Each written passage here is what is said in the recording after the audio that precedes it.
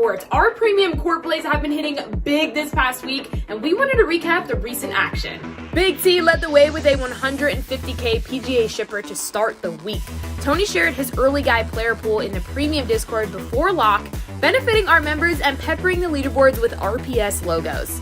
Oh, Stevie Boyden called me a dickhead too? You didn't say that part, man. I just saw that in there. Hoop followed up in MLB with a 100K hit of his own. Hoop hit with his core, which went off for our subscribers as well. Finally, Draft Cheat added a big 50K single bullet hit of his own in the MLB afternoon slate, and we got to witness him sweating out the final moments live on our premium final countdown show. Yes. There it is. There we go, DC. DC with the shit. That's what we do, baby. What was the total? How much total did you have in? $47 to win. $47? That's going to be a legendary screenshot. The Discord was on fire with members riding with DC, proving once again nobody comes close to picking winners like the Run Piers squad.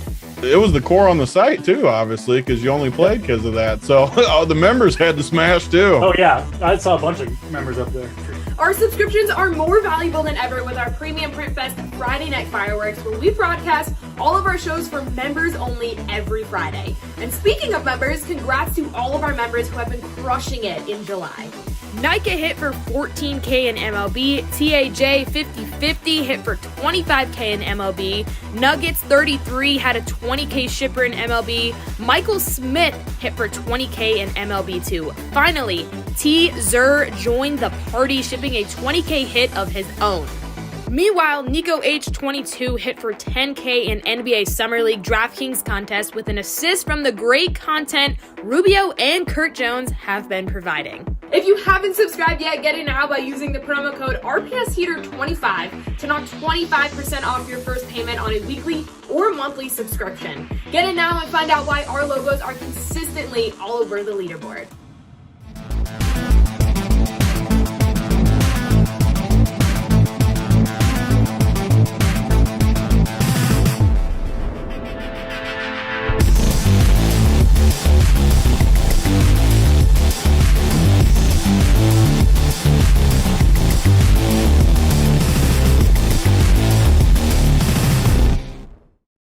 What is up, Jabronis? JJ back here with Keg and Coop, talking a little NASCAR, the Ambetter 301.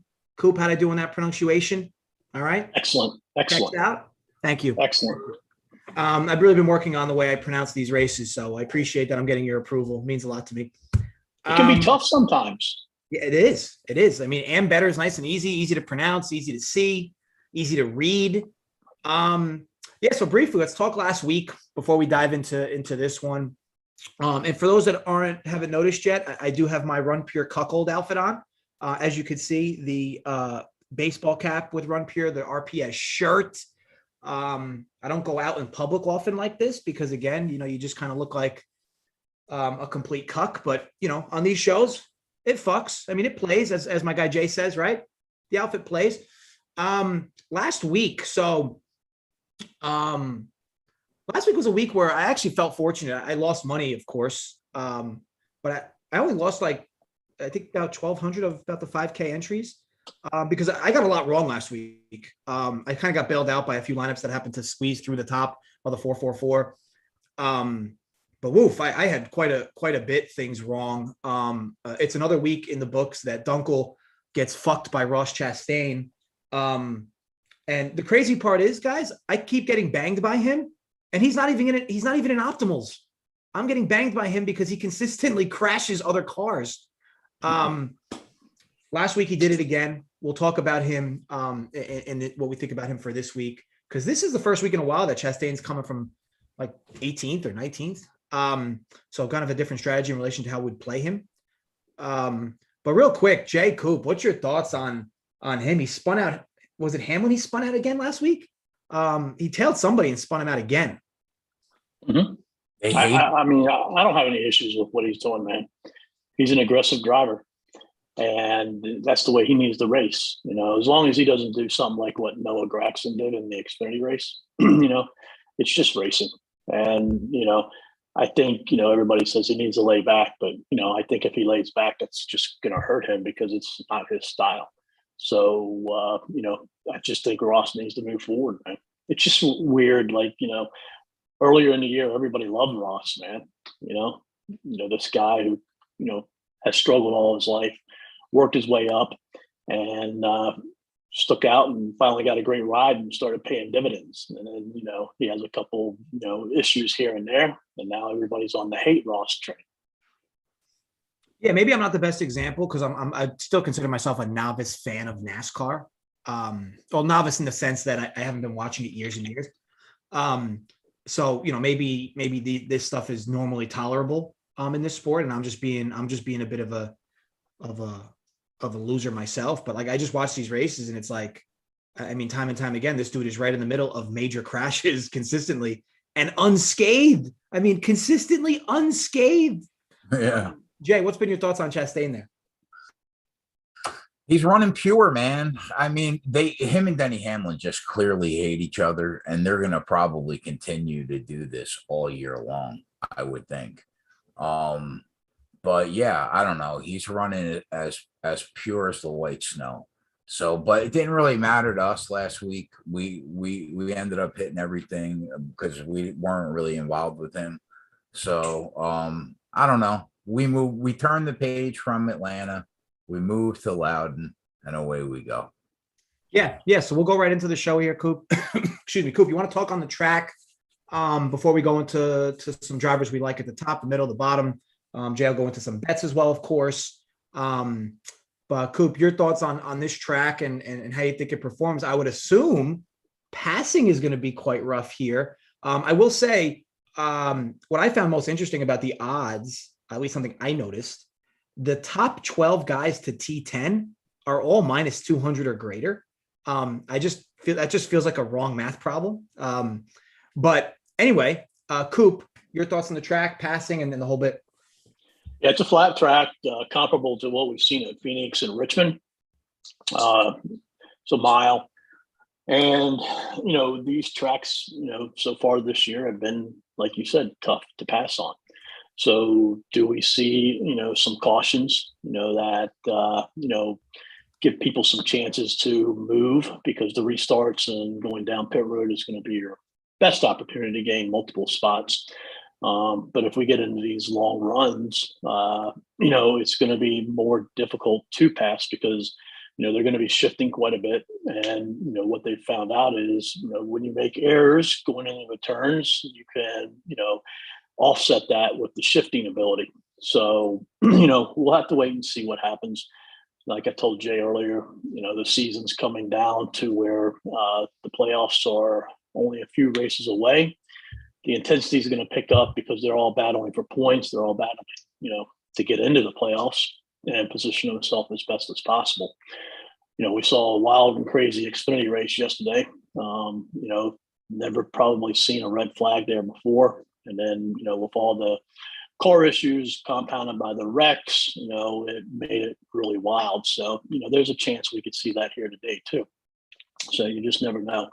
But, I think for me, I'm kind of throwing Phoenix away because, it was the first race on this track type.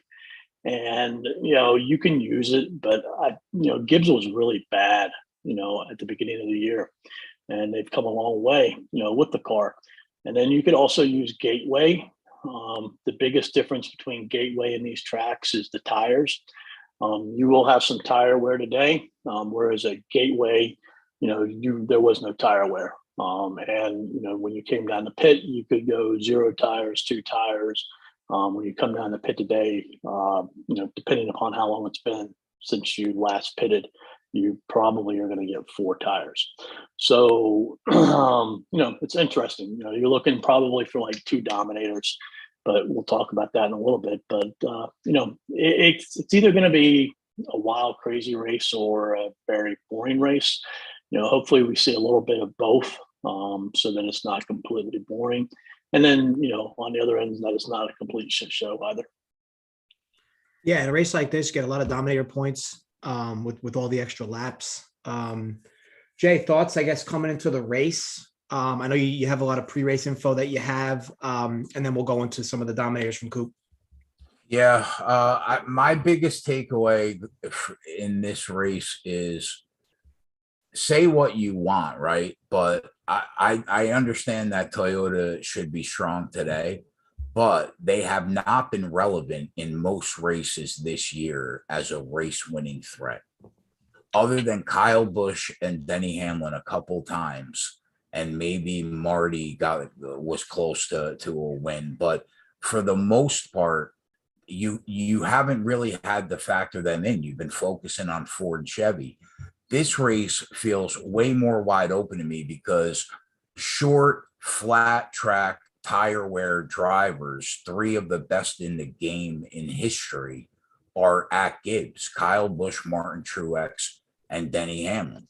So, and you can't even count out Chris Bell because the kid's a stud in this format. So now you have to take Gibbs into consideration with Hendrick will be good today, particularly Chase Elliott and Will Byron, I think.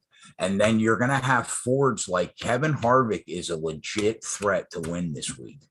And who else? Blaney, obviously, Logano. So my biggest takeaway is this race feels more wide open than we've seen the last 8 weeks, probably, in my opinion. Love it. Love it. Things I don't love are 100 people watching and 21 likes. I don't know how many of you are subscribed, how many of you aren't to this channel. Feel free to do both right now. Help us out a bit. And Jay, you have some pre-race clips here, right? Or pre-race bets that you made, I believe.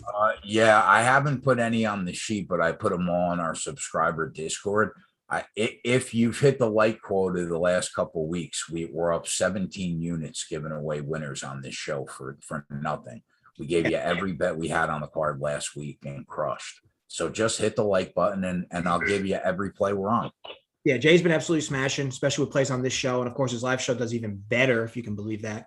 But with that said, we get to 100 likes. I know we're only at 100 people watching now, but this show typically grows as we get closer and closer towards the end. So yes, 100 likes. Not asking for blood here. There are 98 of you watching anyway.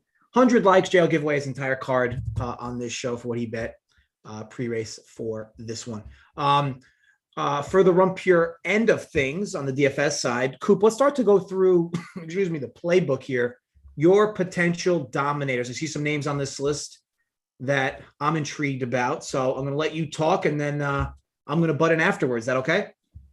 Yeah, so I guess your first decision is how to handle Martin Truex and Chase Elliott. Do you stick with one? Do you play both of them? Do you combine both of them in the same lineup? Typically in the past here, we've seen the pole sitter do very well. On the two tracks that are comparable to it this year, we've seen the pole sitter do very well too.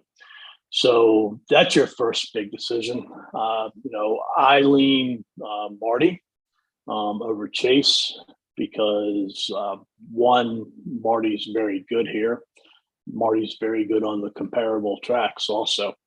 But the thing I think that sticks out the most to me is it's very, very rare that we see Marty qualify first or second or third, even rarely in the top five.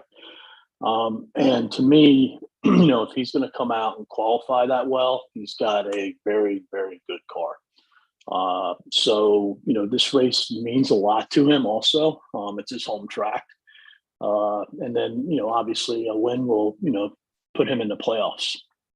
So Elliott, my concern is the long run speed. Jay's all over Elliott, but, noticed at the very beginning of his rant about Joe Gibbs Racing, he was talking about how good they are in the long run. And that's why I prefer Marty over Elliott. So, you got to make decisions, and my decision is not to play Chase today. So, I get why you would want to play him. He's been great the last 3 weeks, but I liked him prior to this week. Through practice and qualifying, because I thought he was going to come in at low ownership.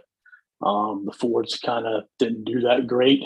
And then, Hendrick Motorsports really stepped up their ball game as far as how they've been here in the past. So I prefer Marty, but, I understand the Chase play too. Then I think William Byron is another driver who could sneak his way up there. Byron had very good long run speed. He got some laps yesterday on this.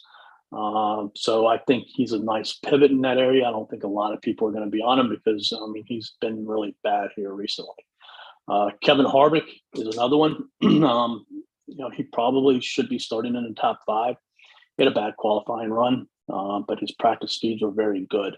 And this is probably his best opportunity to win.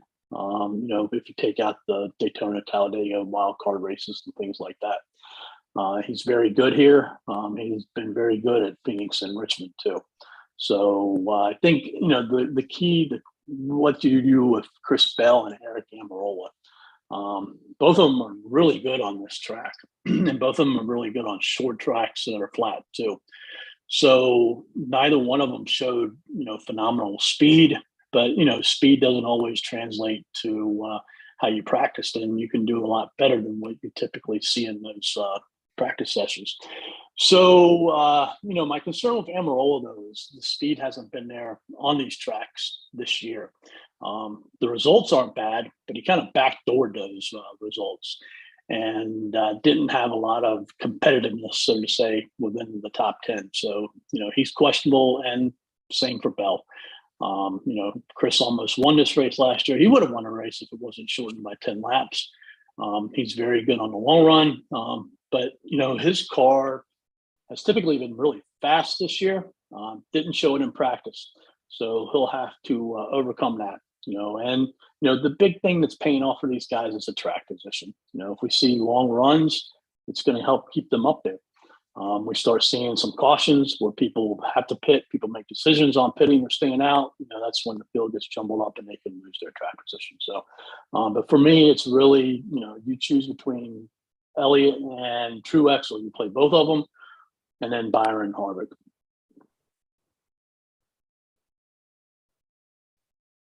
Such a tough scene. I feel like I went like a month without talking on mute, and that just fucking got blown up.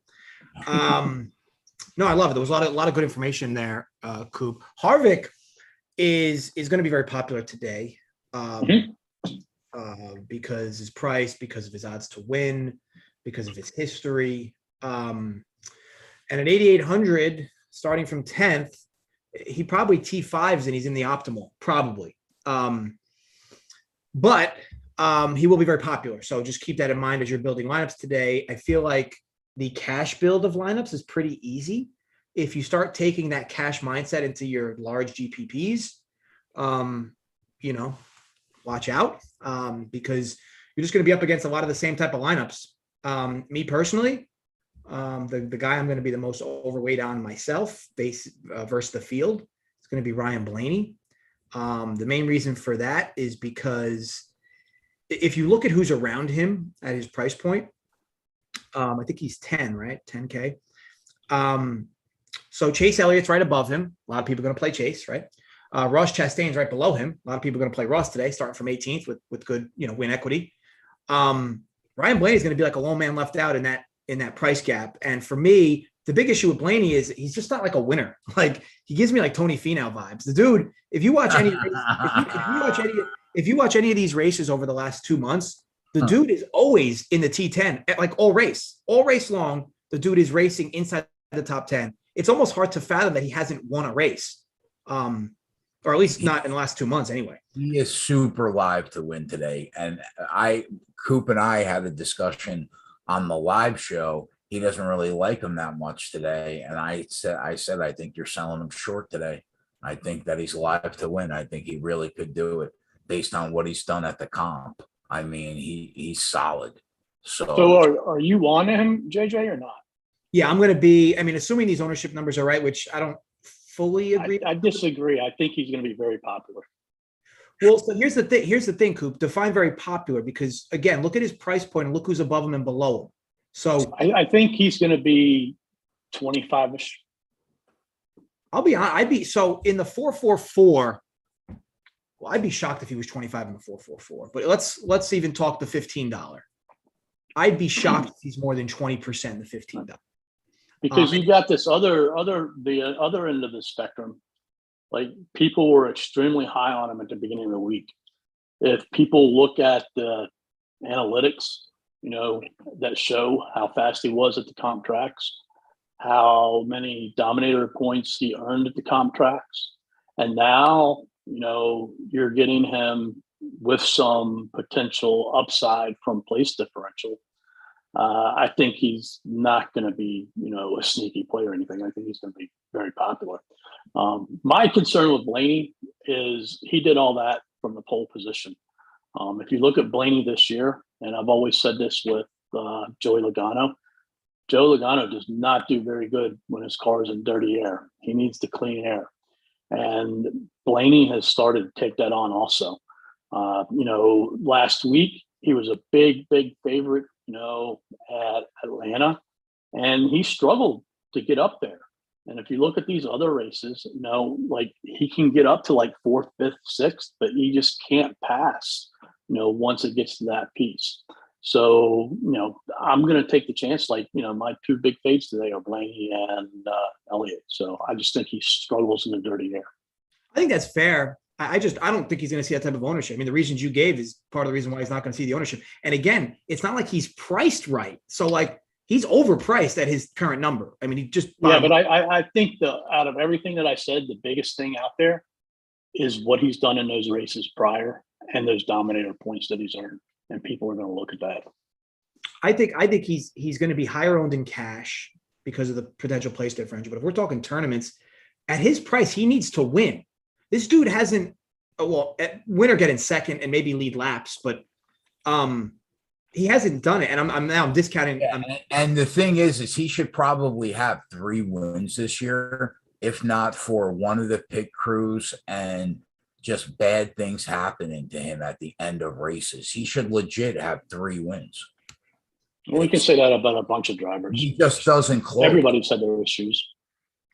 Yeah, I think with Blaney though, like I said, Coop, you obviously we watch the races. Like the dude is always in the T10. Like it's like he's always running in the top 10. I'd even argue he's been running in the top 5 for maybe 1 or 2 races outside of the last few. And then again, at the end, he just doesn't close. Now, granted, that becomes a problem if you're trying to win a tournament at his price point, which is another reason why I think that he's just not going to see that type of ownership. So either way, I'm going to be about 35% Blaney. And I think I'm going to be nearly 3 times the field at that number. He's going to live in the top 5 today. If I'm wrong on the Blaney ownership and he's 30% owned, well then, fuck me, because I should have been 60% owned then. But I don't think in the $15, I don't think he's going to be more than 50% owned. I truly don't. Like I think Elliott, and I'm not a big Elliott fan, Truex, Byron, and Harvick are all that much better than Blaney. And I think that's what keeps Blaney out of earning any lead laps. Yeah, I think it's going to be tough. I think Blaney's going to have to make an interesting pit decision early on, maybe, to maybe jump some spots. Because you said it's going to be tough to pass. He hasn't been great in dirty air. But again, all these reasons are why his ownership is going to be a little down today. And I say down, I mean, he's still going to be about 15% owned. To me, you look for spots where you're going to take a stab in this sport. For me, Blaney today is a spot to take a stab. But other than that, the other guys you mentioned, yeah, completely on board. Definitely on Truex today, definitely on Chase. I'm not fading it. By the way, I'm not fading any of these drivers you mentioned. So these are all good plays on. What are you going to do with Kyle Larson? Because I'm not going to play him either. Like, I think Kyle Larson, is a driver. He's did very well in practice. He's starting up there. I think if everything falls right, he could be a player, but I could very easily see him driving around in 3rd to 4th to 7th to 8th all day also. So I expect Larson to be about 5 to 6% owned in the bigger stuff today. I will be about 10% Larson today. He's going to run better than the public thinks he will today. I'll say that. And I think, he could be a little bit higher than that because of the significant price drop, he did take on this week. Yeah, I mean, that's a good point. You're getting Larson at 9,600. I mean, that's probably as low as he's been almost all season. So I know we don't talk FanDuel a lot. We focus on DraftKings more often, but like if you go to FanDuel, Ryan Blaney and Joey Logano are the 2 highest priced drivers. Yeah, Would you play them in that instance? Yeah, so I think they're absolutely horrible plays on FanDuel. Yeah, I'm not going to have much Logano at all today in general. But if Blaney was the highest price on FanDuel, I would be much lower percentage of him. And again, I say that, but again, I'm a big leverage ownership guy in terms of how the plays get made. Blaney's ownership is probably going to be nothing on FanDuel at that price. So maybe I would have stuck to the same. I don't have FanDuel shares today, but maybe I would have stuck to the same. But Logano, no, Logano's not a guy I'm on today. Hey, so I don't want to get off too much, but you bring up an interesting point. You talk about leverage plays. So you'd like to, play some of the lower owned drivers, to try to take advantage of that.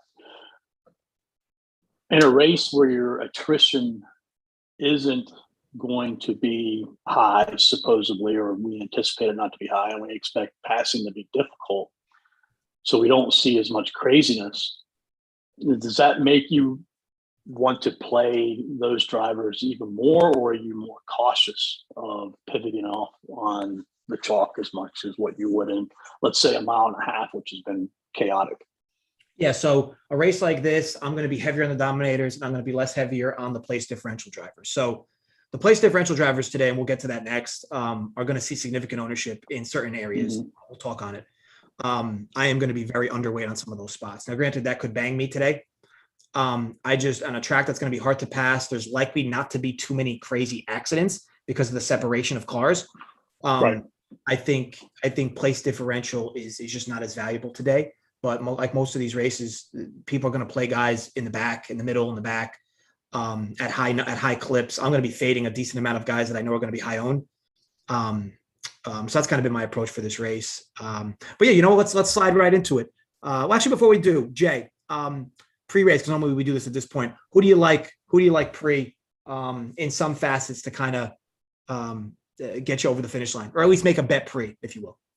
Yeah, I mean, just looking at like Dominator in that Dominator category, Coop likes Truex more than I do today. I'm on Elliott at 10-1, right? So even at 7-1, I guess I don't mind it based on how the car's been the last 5 weeks, but I got him before qualifying. So I like him, and I like Busch at 8-1 because Kyle had the best car in practice by a mile. Aside from that, in that 7-1 to 12-1 range, Byron at 12-1, Harvick at 12-1 would be my two leans there. And I respect Ryan Blaney. He was one of the four I thought that coming into the week that I would be on. I'm going to wait to see what he does live, though. I'm only going to rock with 2 outrights going into the race. Fair enough. Okay, so let's roll into place differential drivers. Now, I know I kind of shit on a few things here prior, but Coop, there's obviously some juicy spots today with as the cool kids call PD. Who do we like here? Yeah, on paper, there's a lot of juicy spots, but in reality, I don't know how juicy they are. Chase Briscoe is really the only one I feel very confident in. He's been very good at these tracks where it requires a lot of shifting that are flat. He practiced extremely well. He just had a bad lap during qualifying. So, I'll have a lot of Chase Briscoe. Then you have Alex Bowman, you have Austin Dillon, and you have Austin Cindric, who are all right back there with Briscoe. Be very cautious with any of these three because, Bowman has just been slow the last couple of weeks. His price keeps him playable because he's down below 8K now. Then you have Austin Cindric, who, again, the price keeps him playable. Was very disappointed in practice, struggled with his car, didn't make a lot of laps, came in and tried to fix it. I think I have more confidence that Cindric got the job done versus Bowman because Cindric has had speed here recently. But then on the other end, Penske with Blaney and Logano didn't qualify the best either or practice the best. So maybe they have, not figured it out here. Whereas Bowman has his teammates who are all very fast to fall back on, and they can make some adjustments to get him going there. And then you have Austin Dillon, who's going to be, very, very popular, 6.3K, I believe. And he was just flat out slow. He ran laps and was just flat out slow. So, I don't know if he has the ability to get into the top 20. I don't think he has top 15 upside. But the concern for me, for any of these drivers, minus Briscoe, is, how quickly do we lose a lap, especially if we see a long run at the beginning of the race. And then if they lose that lap, their upside is going to be capped tremendously.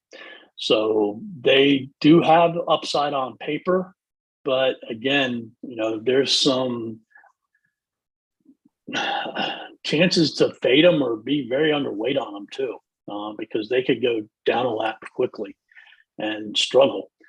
Eric Jones back there too. Eric hasn't performed very well on this type of surface track this year. His numbers were better in practice than any of these by far. So, I would be willing to take a little bit more chances on Eric Jones, but I do think he's going to be popular too. I don't know if he's necessarily going to be a pivot off of the three drivers above. Because of what I just said, if people look at those three drivers that I just mentioned, I think Eric Jones is going to get some ownership too. Yeah, so kind of a lot to sift through there. Look, Briscoe is going to be the nuts owned place differential driver today, right? In terms of ownership.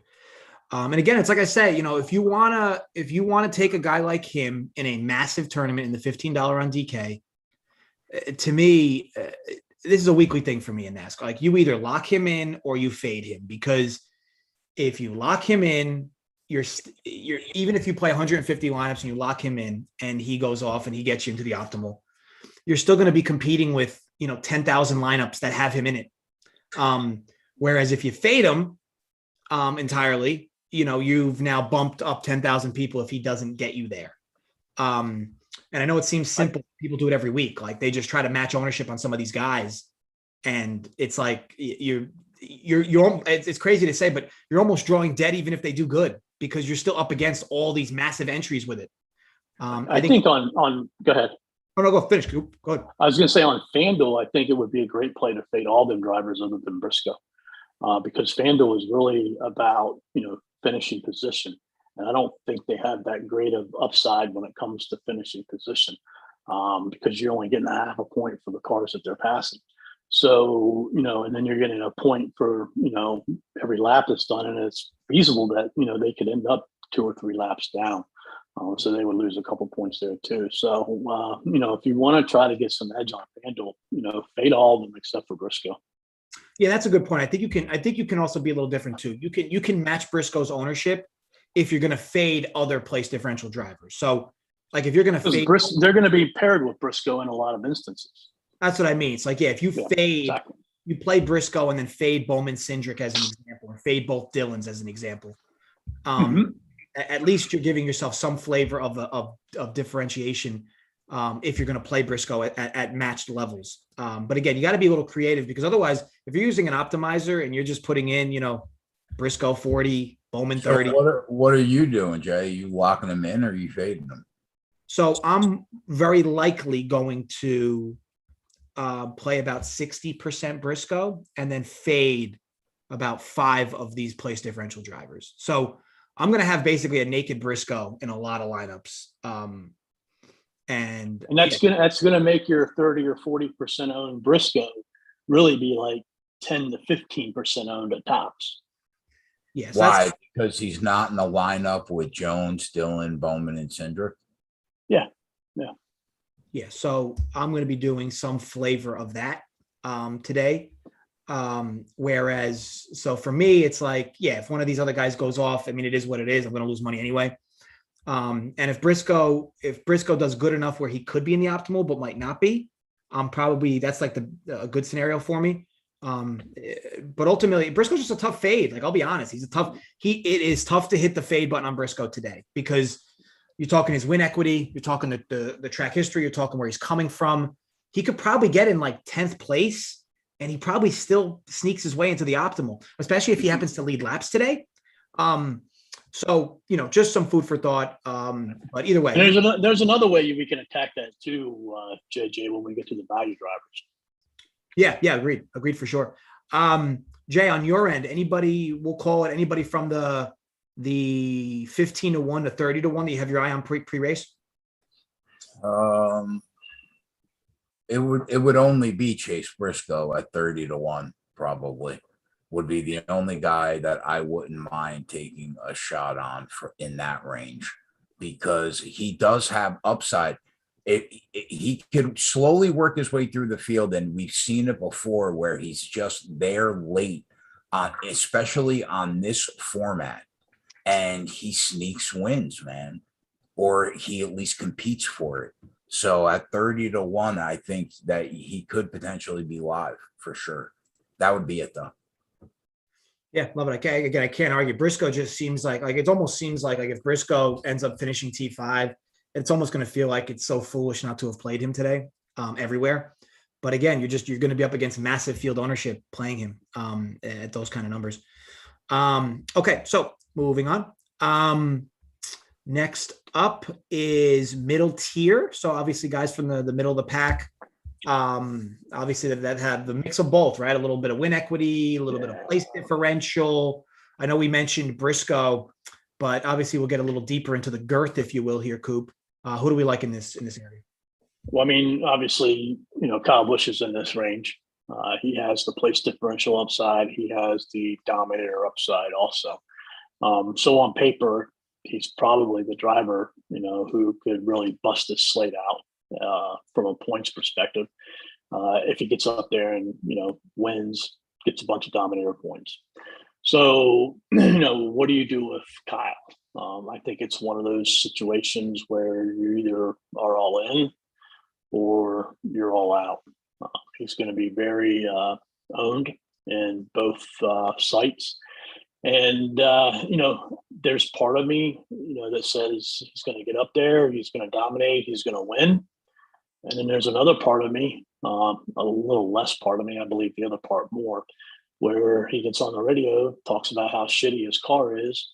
And, he can't do this, he can't do that, blah, blah, blah, that, so on and so forth.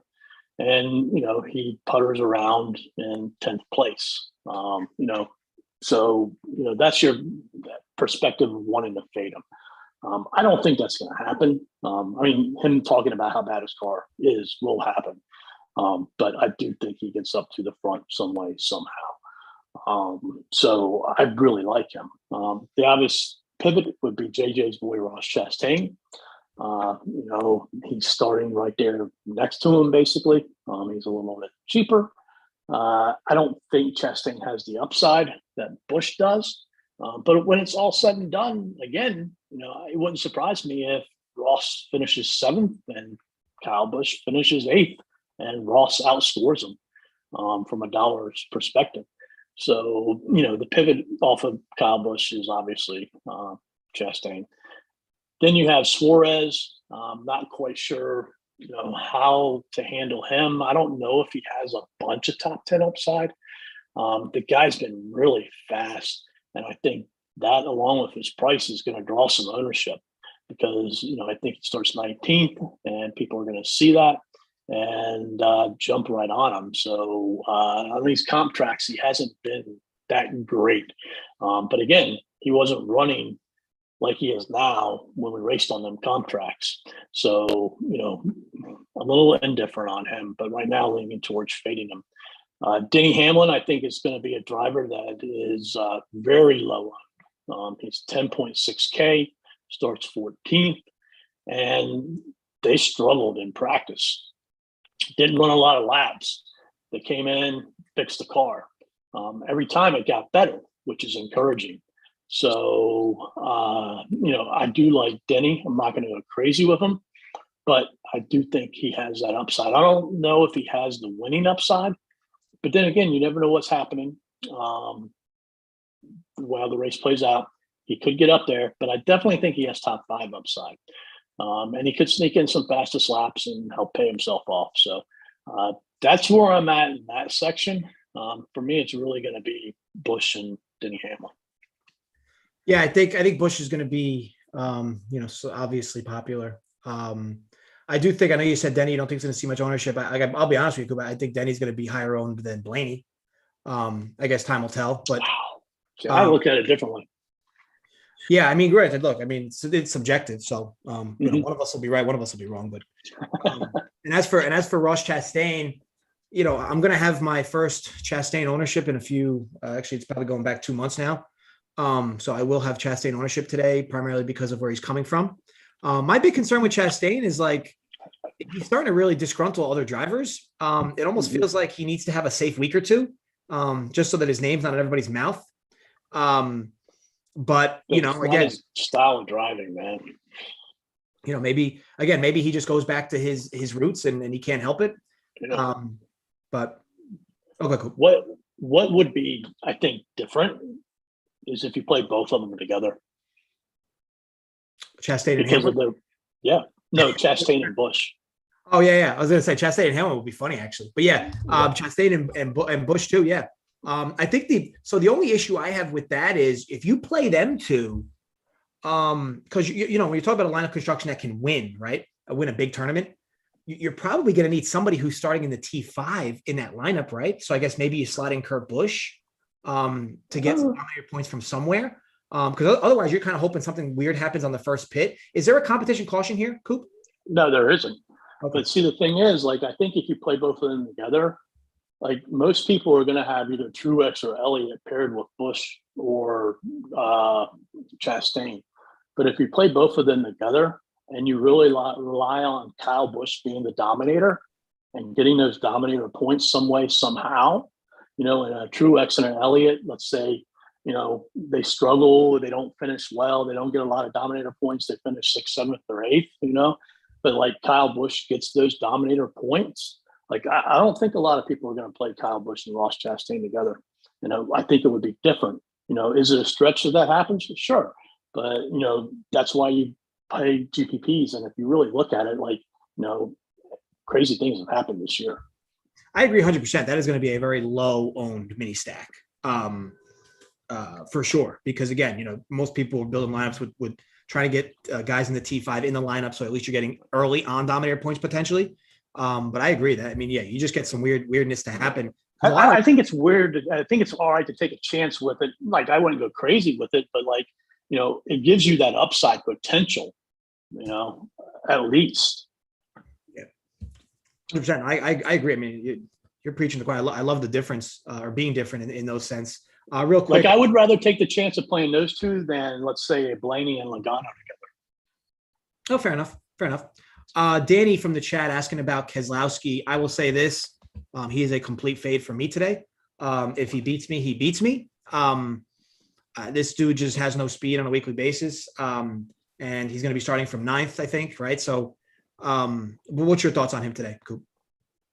I don't mind Brad Keselowski. He does really well on these flat tracks.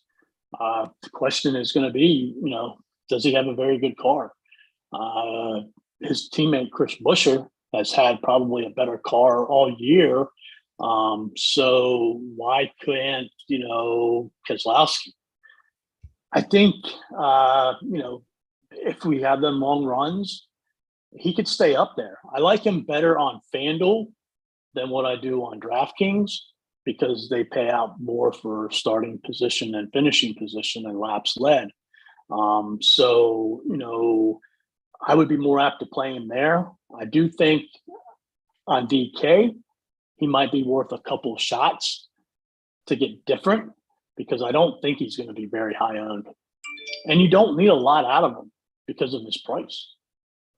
No, it's very, it's fair. But as for me personally, I got to take stand somewhere. He beats me. I agree. I think he's going to be a decent low owned pivot in certain aspects. I think he's going to be looked past by a lot of people. He certainly looked past by me. But I agree. It definitely will make you different in some aspects because he's likely not going to see a whole lot of ownership today. Okay, so moving on. Also, by the way, folks, we're running through the NASCAR playbook at Run Pure. It's kind of what we do a little different than most between this and our core plays. which kind of help you build your own lineups. Again, this playbook, we're running through it. Coop writes this every week for NASCAR, does a tremendous job with it. We just kind of run through it on this show for you guys for free. But again, at Run Pure, you get the whole shebang when you sign up. And of course, you get access to the Discord as well, where you can fire off questions to Coop. Coop actually loves to be bothered with questions for NASCAR right up until lock. So you can just keep firing it away. Just fill up his inbox with a ton of questions. He'll make sure he gets to all of them. So if there's like 1,000 questions, fret not. He's like a machine. He just kind of types away. And Coop, right? You have nothing more than answering 1,000 Discord NASCAR questions on Sundays. Yeah, just don't ask me if it's all right to leave salary. He took that better than I thought he would, Jay. It was like kind of silent, a mild sarcasm from me, and he just kind of like, feel free, man, fill up my inbox. So yeah, again, that kind of makes us different here. And Jay, on your end, obviously, as our likes climb, we're getting closer and closer to 100. Fingers crossed, everyone. Again, 100 likes, Jay. I'll tell you some of the bets he made for this race. So yeah, buckle up. But on the bets end, Jay, obviously your live show as well. How about you talk a little bit about it? And look, if you sign up on the DFS end with code GetBets, you get the bets end for free for a month. Well, Jay, yeah, fire away with what you're doing on live show. You got a live show later today as well, right, Jay? Yeah, we'll be live for Keg subscribers.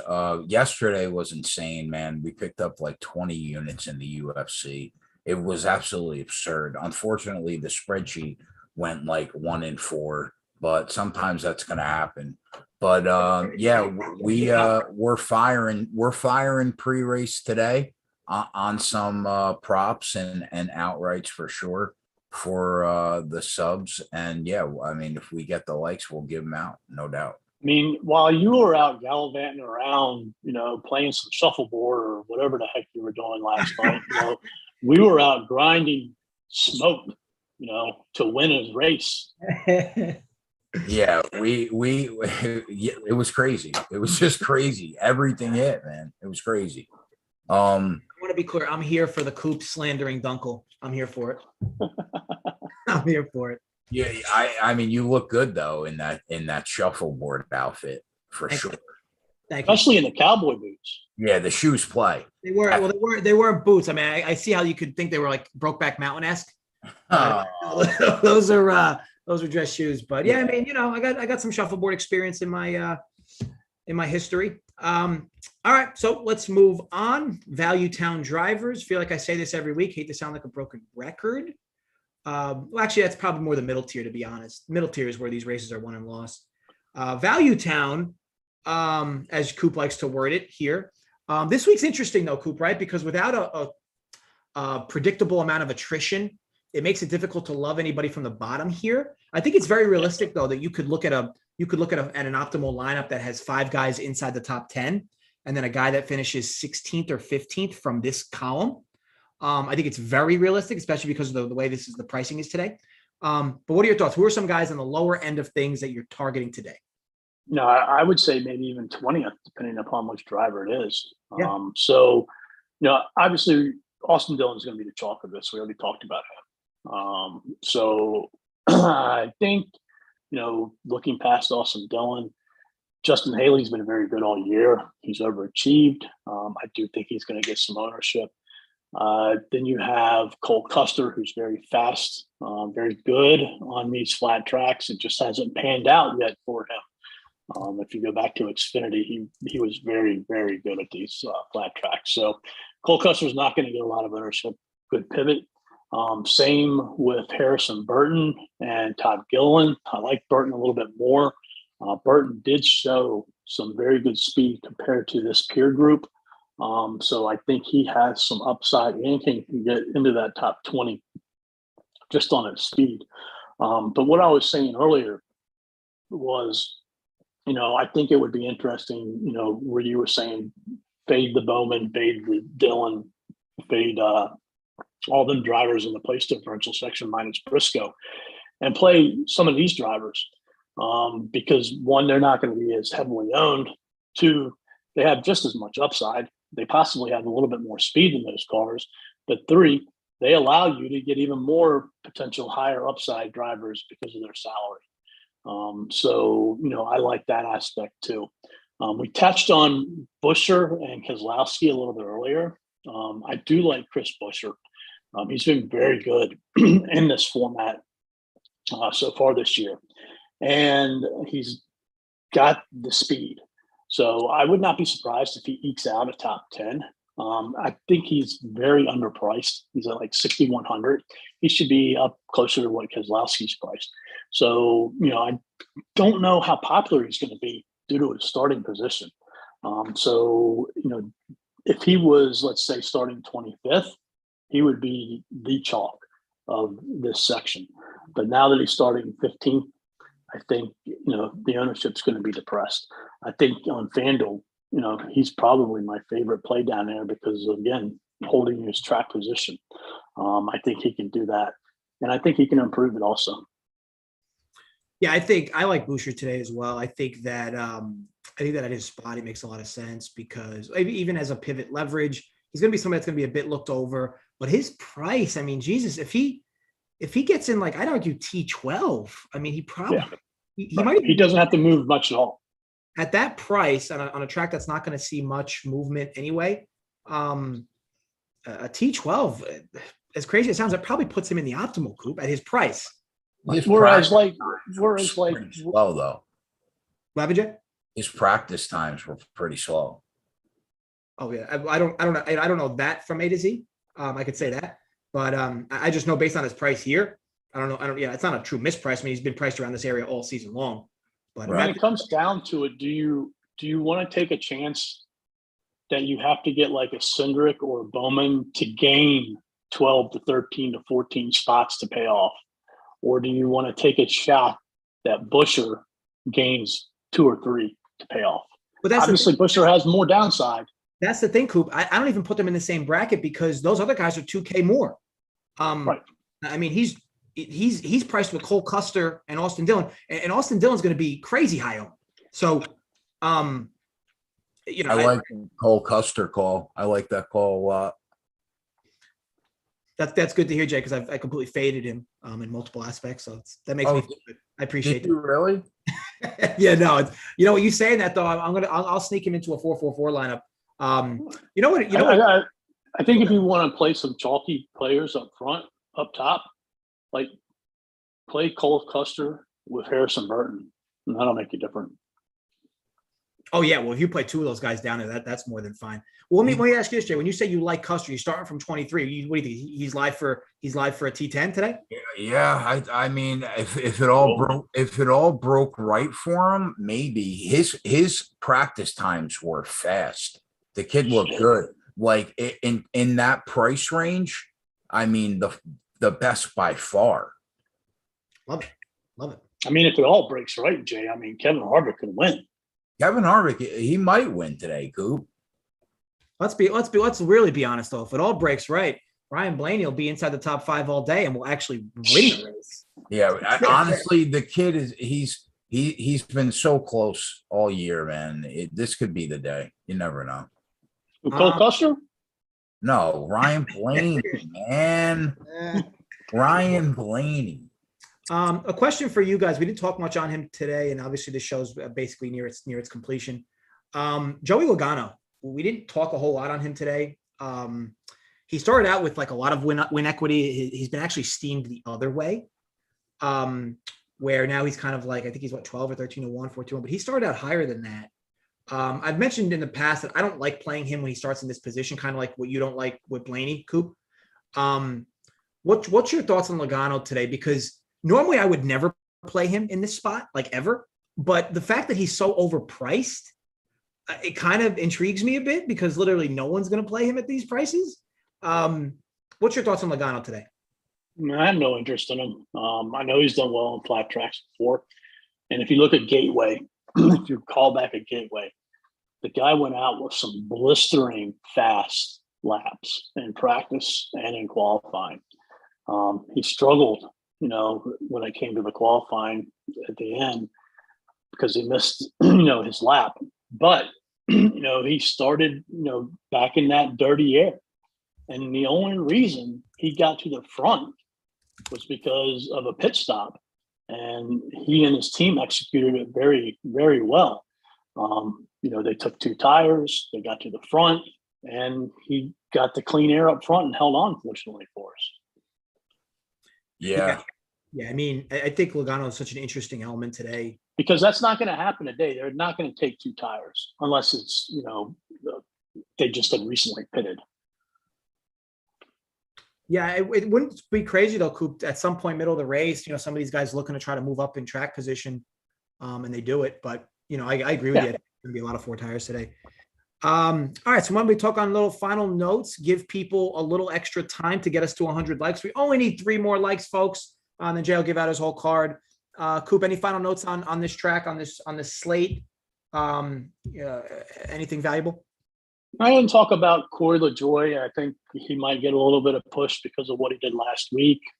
He's not very good on this type of track.